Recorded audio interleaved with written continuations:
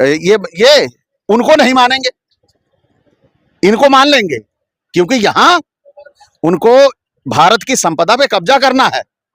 पैगंबर के लिए तो लगे हुए हैं कि किसी तरह इनको बाहर कर पाए, क्योंकि पैगंबर के लोग भी समानता और भाईचारे की बात करते हैं। नहीं, कभी कहीं खुदाई कराते, कभी कहीं खुदाई कराते, लेकिन विडंबना ये है कि जहाँ खुदाई में खुदाई हो रही है उसके नीचे खुदाई क्यों नहीं करा रहे?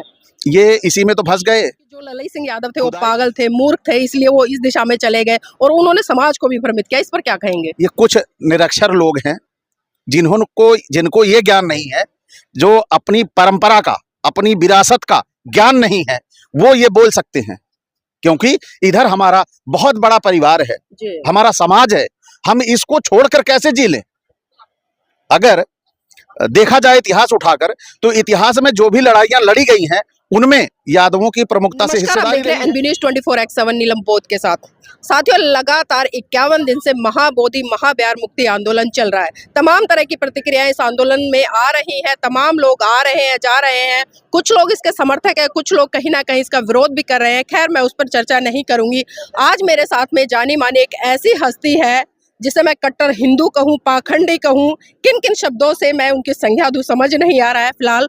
और यादव जी हैं, सिद्धार्थ जी, आप सभी सोशल मीडिया के माध्यम से इन्हें जानते होंगे। अचल जी, जानना चाहूंगी, क्योंकि लगातार आपको पाखंडी कहा गया, अंधविश्वासी कहा गया, ढोंगी कहा गया, तरह तरह के शब्दों से आपको नवाजा गया, तो इसके पीछे कारण क्या था? कारण इसका बड़ा रहा है कि जब मैं जैसे हमारे समाज में पूरा समाज है पाखंडों में उलझा हुआ है, 9-9 दिन के व्रत करता है और खाना पीना भी नहीं खाता है। मैं तो उससे भी 10 कदम आगे था। मैं पाखंड में पूरी तरह से लिप्त था, बजरंग दल की पताका लिए घूमता था। लेकिन एक दिन समय आया, मुझे पता चलता है कि जिनकी पताका लिए मैं घूम रहा हूं, मैं केवल एक मोहरा भर हूं। तो घटना क्या घटी थी जब आप इस तरफ आए और उस दिशा से हटे? घटना ये हुई थी कि बजरंग दल का बड़ा कार्यक्रम था आरएसएस कार्यालय लखनऊ में, और उसमें केवल ब्राह्मण और ठाकुर ही कार्यक्रम में थे। और मेरी इन लोगों से निकटता होने के कारण एक मित्र था, वो ले गया, बोला क्योंकि ऐसे चेहरे से थोड़ी कोई पहचान पाएगा कि तुम यादव हो। हमने कहा चलो चलते हैं। वहां गए, हाल खचाखच भरा हुआ था और मेरे एंट्री मारते ही पूरा उनका कार्यक्रम बंद हो जाता है, क्योंकि मुझे पहचानते थे वहां पे।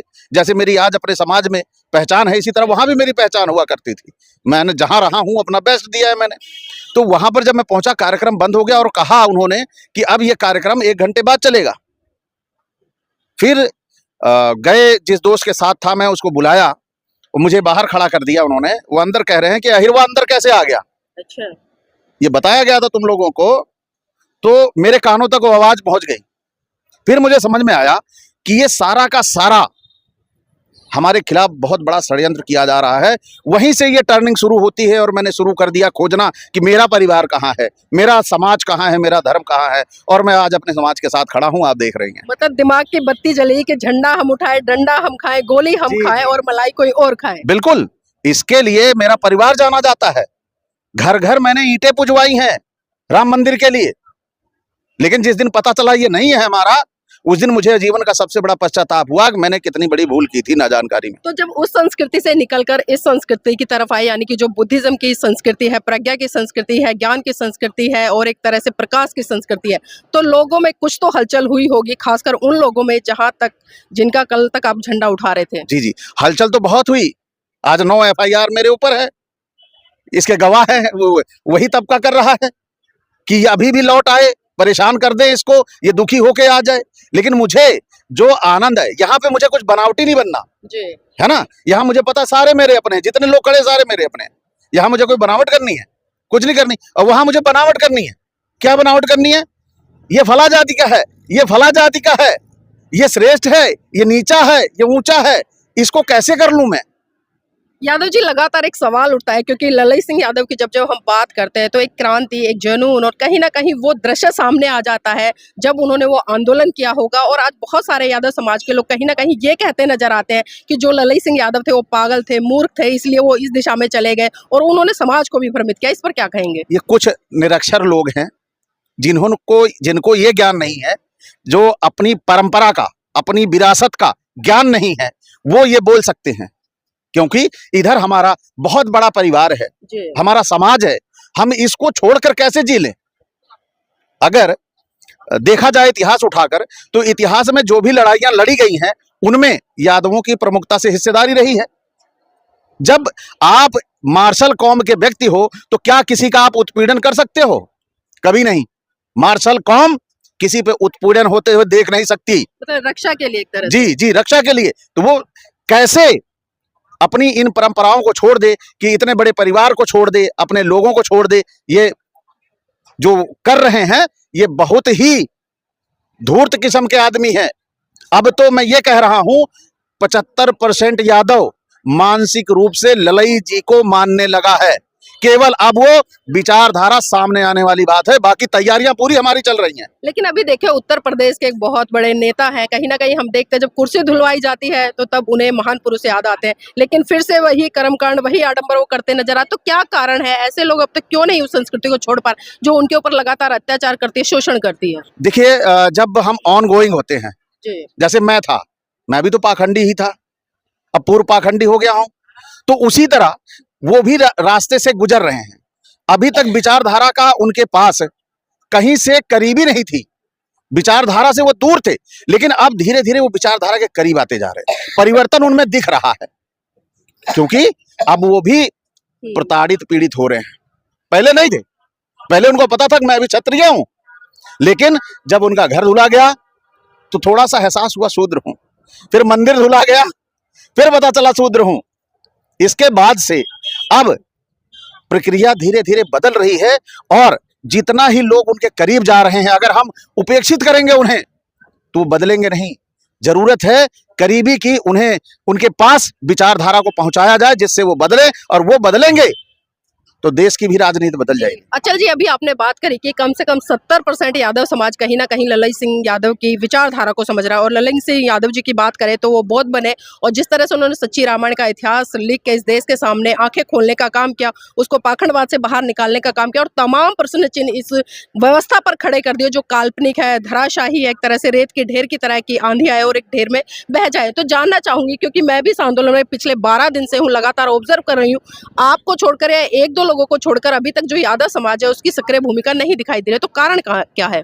कारण ये है, पहला तो जो जागरूक यादव हैं वो उत्तर प्रदेश में ही है, बिहार में जागरूकता की बहुत कमी है। बिहार ही नहीं, मध्य प्रदेश तो पूरी तरह से पाखंडियों का हो चुका है यादव में।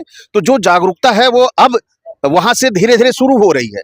यानी मैं आया हूं, हम यहाँ पे 3 यादव आए हैं, ठीक है, इसके बाद ये सिलसिला चलता जाएगा, यहाँ बढ़ाएंगे हम संख्या, क्योंकि ये हमारी विरासत है, और हमारी विरासत अगर हम नहीं संभालेंगे तो दूसरा कौन संभालेगा? जी, 51 दिन इस आंदोलन को हो चुके हैं, आप किस तरह से देखते हैं इस आंदोलन को?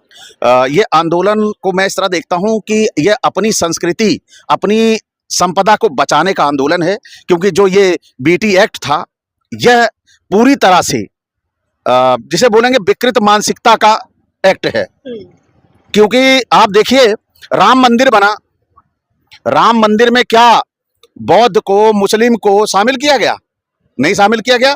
तो बीटी एक्ट में कैसे हिंदू शामिल हो सकता है?